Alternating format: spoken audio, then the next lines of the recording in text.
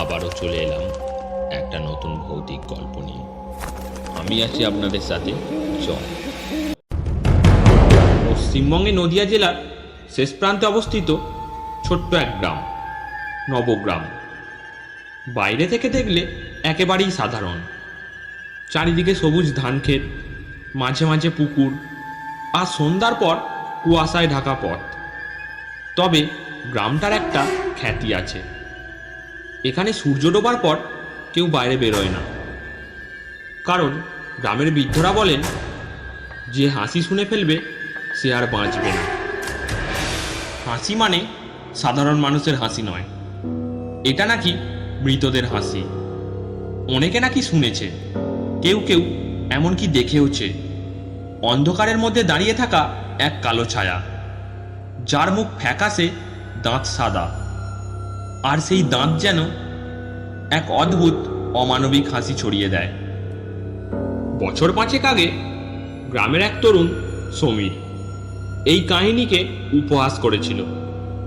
বন্ধু বান্ধবদের সঙ্গে বাজি ধরে রাত 12টায় সেই নির্জন বটগাছের তলায় গিয়েছিল।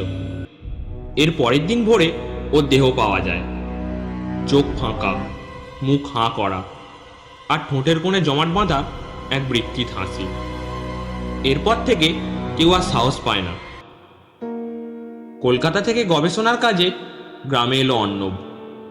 সে লোককথা নিয়ে গবেষণা করে, শুনেছিল এই গ্রামের অদ্ভুত কাহিনী, তাই সব নিজের চোখে দেখা দরকার মনে করল। প্রথম দিনই গ্রামের প্রবীণ মধুসূদন কাকুর সঙ্গে কথা হলো।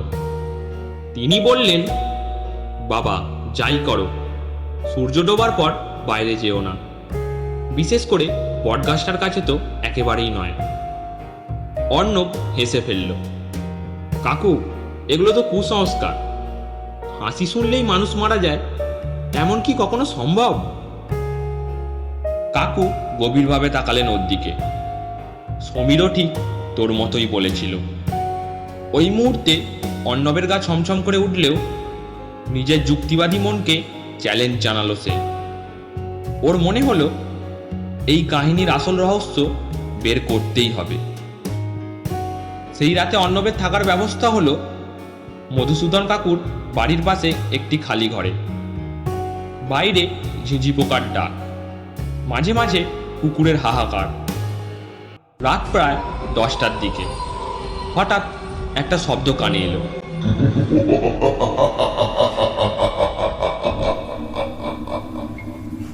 মনে হলো যেন দূরে কেউ হেসে উঠল, খুব শুষ্ক, কিন্তু কেমন যেন অস্বস্তিকর।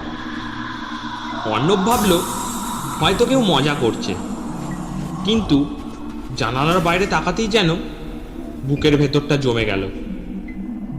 দেখল রাস্তার মোড়ে এক লোক দাঁড়িয়ে আছে, মাথা নিচু, শরীর অদ্ভুতভাবে কুঁচো, আর মুখের কোণে একটা ফ্যাকাশে আলো ঝলকাচ্ছে, যেন দাঁত বের করে হাসছে। অর্ণব চোখের পলক ফেলল। পরের মুহূর্তেই লোকটা আর নেই।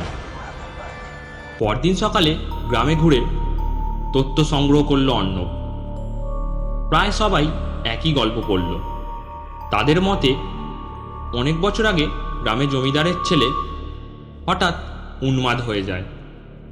সে রাতে হাসতে হাসতে গ্রামে ঘুরে বেড়াতো। একদিন তাকে খুন করা হয় বটগাছের তলায়। তারপর থেকেই নাকি তার আত্মা হাসতে হাসতে ঘুরে বেড়ায়।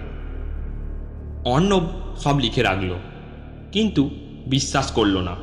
সে মনে করল এগুলো মানুষের মানসিক ভয় আর কুসংস্কারের ফল। তবে রাতে সেই হাসির কথা মনে পড়তেই শরীর কেমন ঠান্ডা ঠান্ডা লাগলো। অর্ণব ঠিক করল আজ রাতে বটগাছের কাছে যাবে। গ্রামের একজন মেয়ে মৌ তাকে বারবার বোঝালো না যেতে। দাদা, কেউ ওখানে যায় না, গেলে ফিরতে পারবে না। কিন্তু অর্ণব ধীর। সে ব্যাগে ক্যামেরা আর রেকর্ডার নিয়ে বেরোলো রাত 11:30টায়। গ্রামের শেষ প্রান্তে এসে বাতাসটা হঠাৎ ভারী হয়ে গেল। বটগাছটা যেন ছায়ার মতো মাথার উপর দুলছে। ঘড়িতে ঠিক 12টা বাজতেই চারপাশের শব্দ থেমে গেল। কোনো পোকা ডাকছে না, বাতাসও যেন থেমে গেছে। হঠাৎ অর্ণবের রেকর্ডারে একটা আওয়াজ ধরা পড়ল।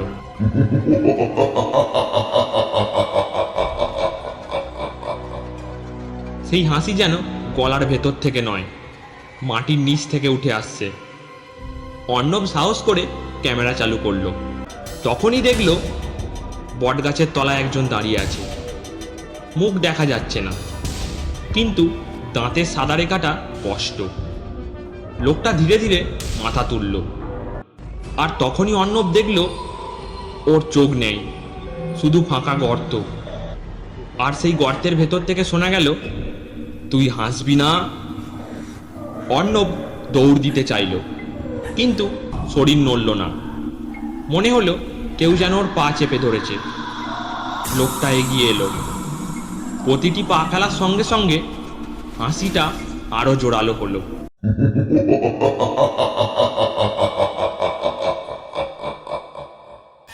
অর্ণবের মনে হলো মাথার ভেতর ফেটে যাবে। সেই হাসি যেন তার মস্তিষ্কে ঢুকে যাচ্ছে। হঠাৎ লোকটা একদম ওর সামনে এসে দাঁড়ালো। তারপর ধীরে ধীরে ফিসফিস করে বলল, আমার সঙ্গে হাস, না হলে তোর হাসি আমি বানাবো।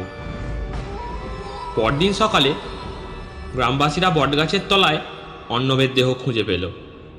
চোখ ফাঁকা, মুখ হাঁ করা, আর ঠোঁটের কোণে জমাট বাঁধা এক বিকৃত হাসি।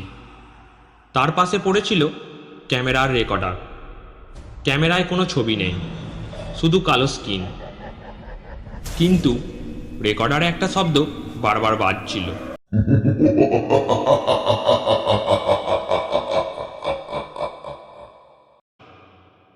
গল্পটা এখানেই শেষ করলাম।